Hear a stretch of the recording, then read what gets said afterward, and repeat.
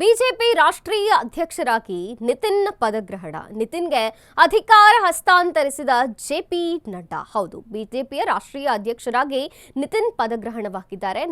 ನಿತಿನ್ ಅವರಿಗೆ ಅಧಿಕಾರವನ್ನು ಹಸ್ತಾಂತರಿಸಿದ್ರು ಜೆಪಿ ನಡ್ಡಾ. ದೆಹಲಿಯ ಬಿಜೆಪಿಯ ಕೇಂದ್ರ ಕಚೇರಿಯಲ್ಲಿ ಸಮಾರಂಭ. ನಿಬಿನ್ಗೆ ಪ್ರಧಾನಿ ಮೋದಿ ಕೂಡ ಶುಭಾಶಯವನ್ನು ಕೋರಿದ್ದಾರೆ. ರಾಷ್ಟ್ರದಲ್ಲಿ ಬಿಜೆಪಿ ದೊಡ್ಡ ಪರಿವಾರ ಹೊಂದಿದೆ. ನಿಬಿನ್ ಸಮರ್ಥವಾಗಿ ಪಕ್ಷವನ್ನು ಮುನ್ನಡೆಸಲಿ, ಪಕ್ಷದ ಯಶಸ್ಸಿನ ಹಾದಿಯಲ್ಲಿ ಸಾಗಲಿ ಅಂತ ಪ್ರಧಾನಿ ಕಾರ್ಯಕರ್ತರೆಲ್ಲರೂ ಕೂಡ ಅವರನ್ನ ಅಭಿನಂದಿಸಿದ್ರು. ತುಂಬಾ ದೊಡ್ಡ ಮಟ್ಟದಲ್ಲಿ ಬೆಳೆದಿದೆ ಬಿಜೆಪಿ. ಪಕ್ಷಕ್ಕಾಗಿ ಈಗೇನು ಅಧಿಕಾರವನ್ನು ಹಸ್ತಾಂತರ ಮಾಡಿದ್ದಾರೆ, ಶುಭಾಶಯಗಳನ್ನು ಕೋರಿದ್ದಾರೆ. ಕಾರ್ಯಕರ್ತರನ್ನ ಬಿಜೆಪಿ ಯಾವಾಗಲೂ ಗೌರವಿಸುತ್ತೆ. ಪಂಚಾಯಿತಿಯಿಂದ ಪಾರ್ಲಿಮೆಂಟ್ವರೆಗೂ ಇದೆ ಪಕ್ಷ. ದೊಡ್ಡ ಮಟ್ಟದಲ್ಲಿ ಬಿಜೆಪಿ ಬೆಳೆದಿರುವಂತಹದ್ದು. ಪಕ್ಷಕ್ಕಾಗಿ ಜೆಪಿ ನಡ್ಡಾ ಒಳ್ಳೆಯ ಕೆಲಸ ಮಾಡಿದ್ದಾರೆ ಅಂತ ಕೂಡ ಹೇಳಿದ್ದಾರೆ. यानी कि पार्टी का छोटी सी इकाई से लेकर के राष्ट्रीय अध्यक्ष चुनने की एक व्यापक प्रक्रिया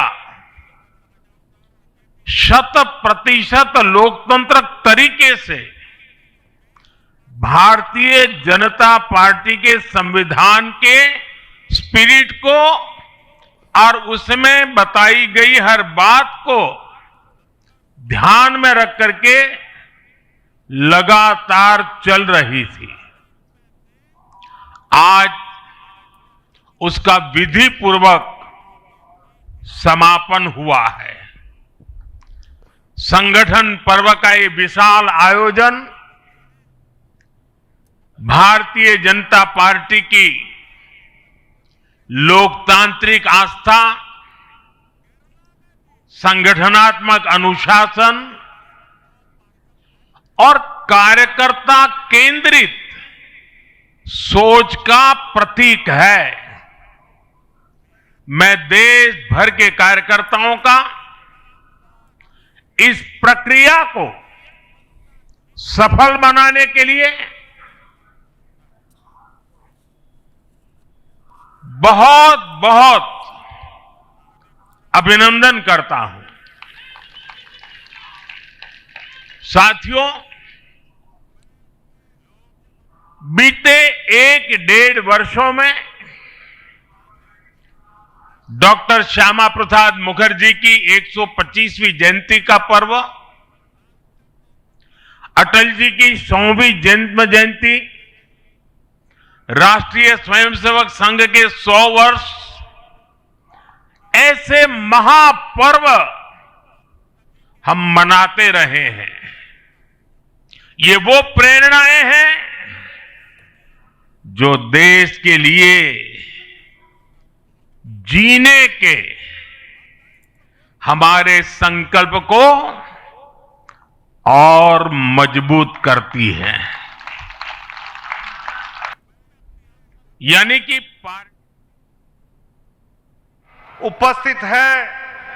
मैं हमारे राष्ट्रीय अध्यक्ष आदरणीय जगत प्रकाश नड्डा जी से अनुरोध करूंगा कि वो आदरणीय प्रधानमंत्री जी का पटका पहनाकर हम सब की ओर से और देश में जो चैनल पे लाइव देख रहे हैं उनकी ओर से आदरणीय प्रधानमंत्री जी का स्वागत करें।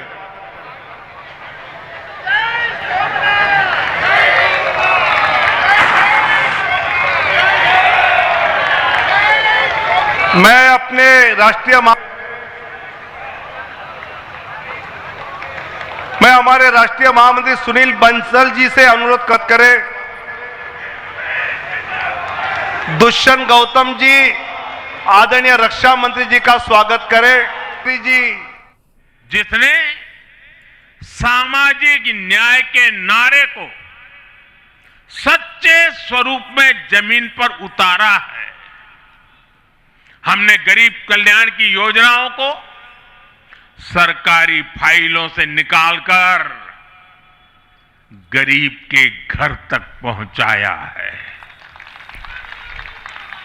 साथियों, मैं आपको कुछ उदाहरण देता हूं।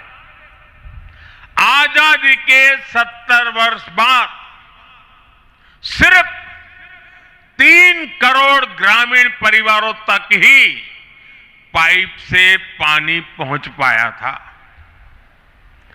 माताओं बहनों की पीड़ा